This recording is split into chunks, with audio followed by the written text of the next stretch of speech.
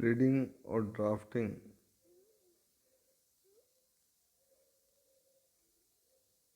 Subject के अंतर्गत आज जो हम टॉपिक पढ़ेंगे वो है वैकल्पिक और असंगत अभिवचन।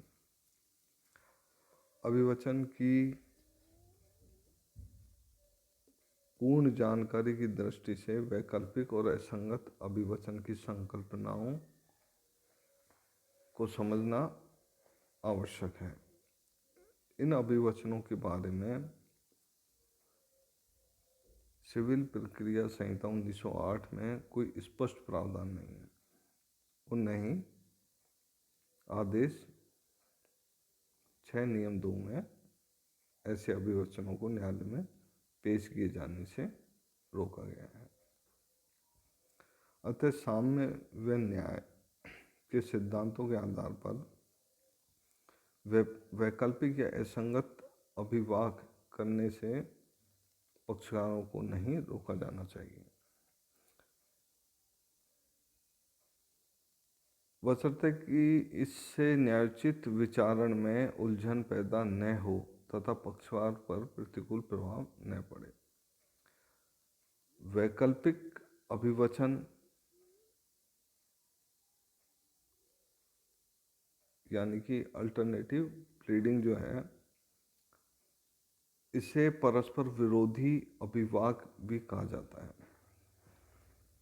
वैकल्पिक अभिवचन ऐसे अभिवचन कहलाते हैं जो एक ही पक्षकार द्वारा दो विपरीत अभिवाद पर आधारित है।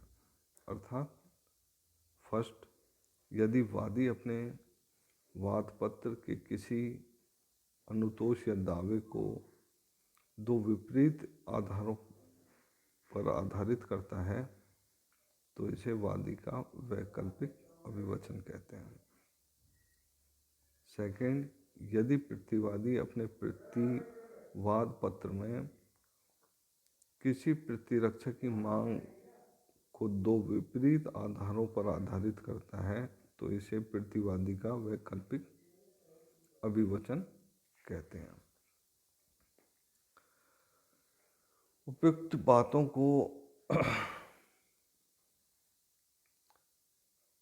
निम्न दृष्टांतों से स्पष्ट किया जा सकता है। एग्जाम्पल, जैसे यदि कोई वादी किसी व्यक्ति की संपत्ति के लिए या जो उसके दत्तक पुत्र के रूप में या उसके पक्ष में उस व्यक्ति द्वारा निष्पादित वसीयत के अधीन स्वामित्व का दावा करते हुए वाद दायर करता है तो यह वैकल्पिक अभिवचन कहलाता है। अर्थात संपत्ति के स्वामित्व के दावे में वादी निम्न दो आधारों की वैकल्पिक तौर पर मांग कर सकता है। कौन कौन सी? ए, वह उसका दत्तक पुत्र होने के नाते संपत्ति पर स्वामित्व प्राप्त करने का अधिकारी है, या बी, वह जिसकी संपत्ति थी उसने वसीयत निष्पादित कर उसे उस संपत्ति का स्वामित्व प्रदान किया है। न्यायालय में उपयुक्त में से एक आधार साबित न होने पर दूसरा साबित कर संपत्ति का स्वामित्व अर्जित कर सकता है। सेकंड, कोई वादी किसी भूमि पर स्वामित्व के अधिकार के रूप में या सुख भोग के अधिकार के रूप में दावा करता है तो ये वैकल्पिक अभिवचन कहलाता है।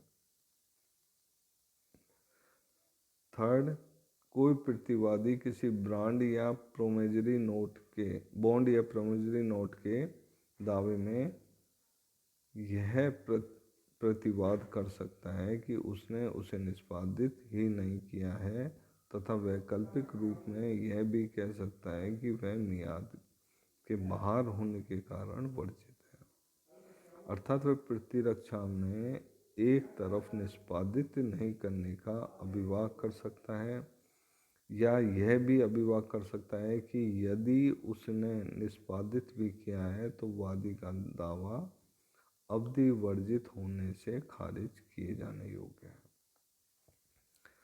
फोर्थ, कोई वादी किसी हक शुफा के अधिकार के दावे में आंशिक रूप से संपत्ति पर हक शुफा के अधिकार की मांग कर सकता है तथा शेष संपत्ति को बेचने वाला स्वामी ही नहीं है। या विकल्प में यह भी कह सकता है कि यदि न्यायालय के मत में वह पूर्ण संपत्ति का मालिक था तो उसे पूरी संपत्ति में हक शुफा का अधिकार दिया जावे। अब है वैकल्पिक अनुतोष। वैकल्पिक अभिवचन की अल्टरनेटिव रिलीफ। वैकल्पिक अभिवचन की तरफ वादी वैकल्पिक अनुतोष की मांग भी कर सकता है।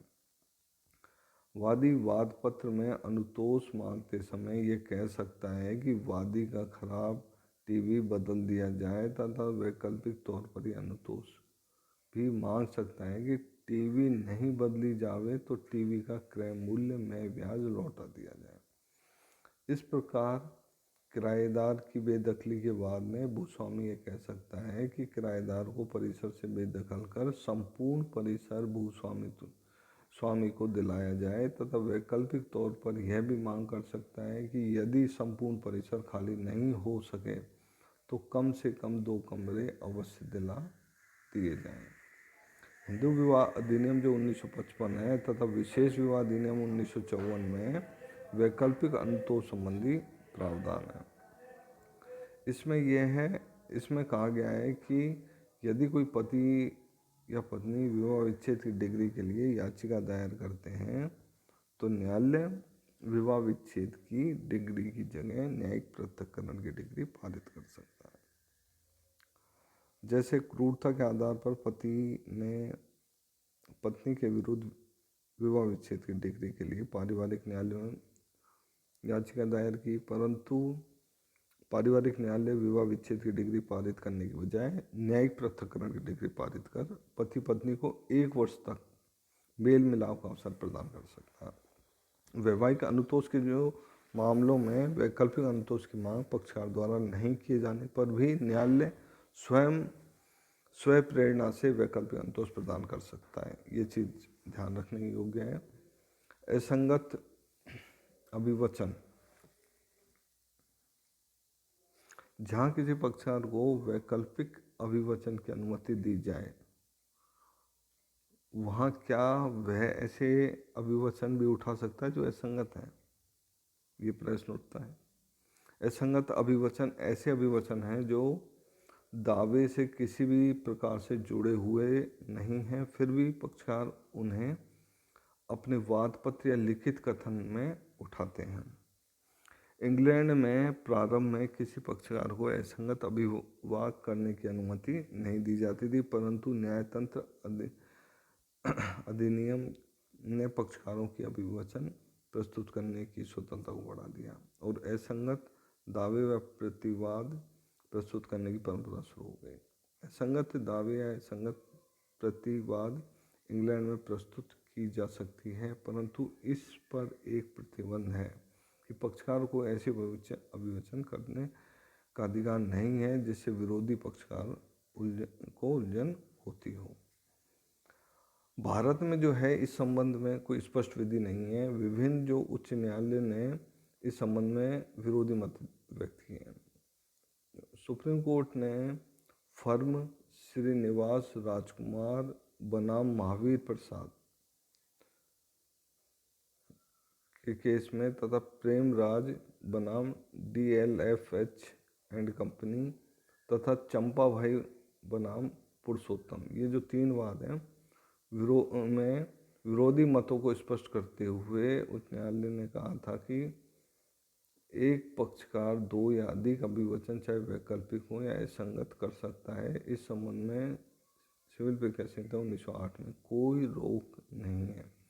यदि वैकल्पिक तौर पर असंगत तर्क कोई पक्षकार अपने अभिवचन में करता है तो किए जा सकते हैं, बशर्ते ये तर्क एक दूसरे के नाशक न हो। इस प्रकार ऐसे तर्क न्यायालय में कहे जा सकते हैं।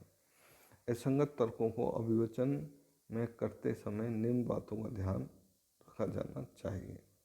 कौन कौन से हैं? फर्स्ट, न्यायालय का अमूल्य समय नष्ट न हो। सेकंड, मुकदमेबाजी अनावश्यक खर्चीली न हो। और थर्ड, पक्षारों का मामला कमज़ोर न हो जाए। तो ये जो पूरी व्याख्या हमने देखी, उसमें वैकल्पिक अभिवचन दो तरह के होते हैं।